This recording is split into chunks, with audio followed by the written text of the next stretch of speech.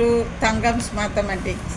இன்றைக்கி தமிழ் இலக்கணம் பற்றி பார்க்க போகிறோம். 9th 10th 11th 12th ஸ்டாண்டர்டுக்கு.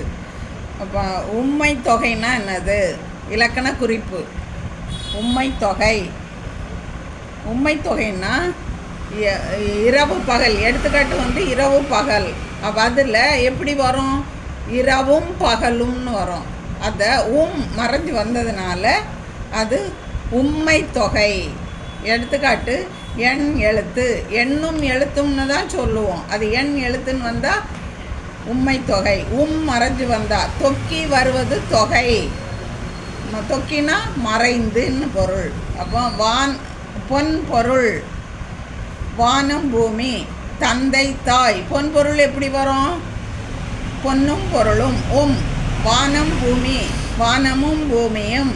தந்தை தாய். தந்தையும் தாயும் அப்படின்னு அது மறைஞ்சு வந்தனால இதெல்லாம் உம்மை தொகை.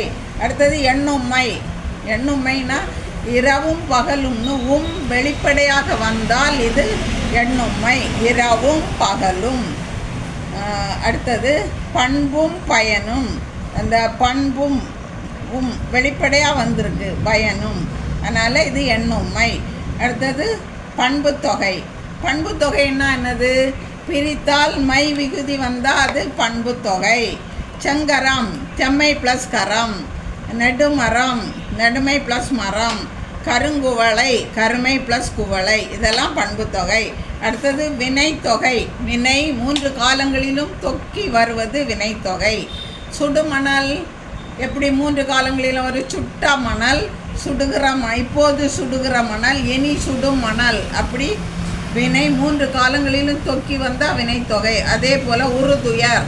உற்ற துயர். உருகிற துயர். உறும் துயர். வளர்தலம். வளர்ந்த தலம். வளர்கிற தலம். வளரும் தலம். காய்நல். காய்ந்த நல். காய்கிற நல். காயும் நல்னு 3 காலங்களிலும் வர்றதுனால அது வினை தொகை. அடுத்தது உவமை தொகை. உவமைனா என்னது? போல என்னும் ஓமை உருபும் மறைந்து வந்தால் அது ஓமை தொகை. மலர்பாதம். மலர் போன்ற பாதம். மலரடி. மலர் போன்ற அடி. அதுவும் மலர் பாதம் தான். போன்ற மறைந்து. போல புரையா ஒப்பா உரளா மான கடுப்பா அன்ன இன்ன. இதுதான் ஓமை உருபு. இது மறைஞ்சு வந்தால் அது ஓமை தொகை. ஈறுகட்ட எதிர்மறை பெயரச்சம். எடுத்துக்காட்டு நாரா மலர்.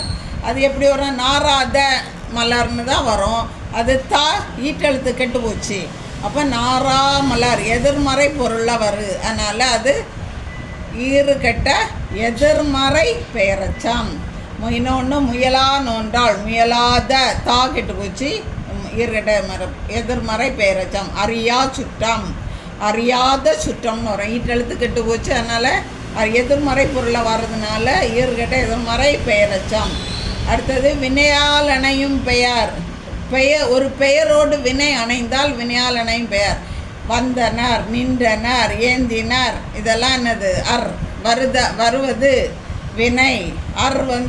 பெயரோடு இணைஞ்சிருக்கு. அதனால் வினையால் அணையும் பெயர். அடுத்தது வியங்கோள் வினைமுற்று விகுதி. வியங்கோள் வினைமுற்றுகள் இதெல்லாம் கா, இயர், வான், பான், பாக்கு, கடை, மை, மேல். வாழ்க. வாழிய. வாழியார். இதெல்லாம் என்னது? வியங்கோள் வினைமுற்று. அடுத்தது உரிச்சொல் தொடர். மன்னர். இதில் மன்னர் பெரியவர். மான்னு சொன்னால் அதுவும் பெரியன்னு அர்த்தம். அதனால மன்னர்ன்னு சொல்லியிருக்கனால அதுக்கே உரித்தான அந்த சொல்லுனால சொல்லியிருக்கனால அது உரிச்சொல் தொடர். அடுத்த தடக்கை. அரசுண்டே கை எப்படி இருக்கும்? தடம் பொருந்திய கையாக தான் இருக்கும். அதனால அது தடக்கைன்னு சொல்கிறதுனால அதுக்கே உரித்தான சொல் தட. அதனால் உரிச்சொல் தொடர். கடிமனை. வை வேல். வைனா கூரிய வேல். வை கூரிய வேல். வேல் கூர்மையாக தான் இருக்கும். அதை திருப்பியும் கூரிய வேல் அப்படி சொல்லியிருக்கனால அது அதுக்கே உரித்தான சொல். அதனால் அது உரிச்சொல் தொடர். அடுத்தது அடுக்கு தொடர். அடுக்கு தொடர் எப்படி வரும்? அடுக்கி வருவது அடுக்கு தொடர். எந்த பொருளெல்லாம் விரைவு, அச்சம், வெகுளி, இந்த பொருளெல்லாம் அடுக்கி வரும். யார் யார், வா வா, தீ தீ, பாம்பு பாம்பு அப்படி சொல்லுவாங்க. அப்படி அடுக்கி வர்றது அடுக்கு தொடர். அது அடுக்கு தொடர் வந்து பிரித்தால் பொருள் தரும். இரட்டை கிளவி வந்து பிரித்தால் பொருள் தராது. அது சொர சொர வளவள, இது பொருள் தராது. அதனால் இது யார் யார், வா வா, தீ தீ, பாம்பு பாம்பு, அது என்னது? அடுக்கு தொடர்.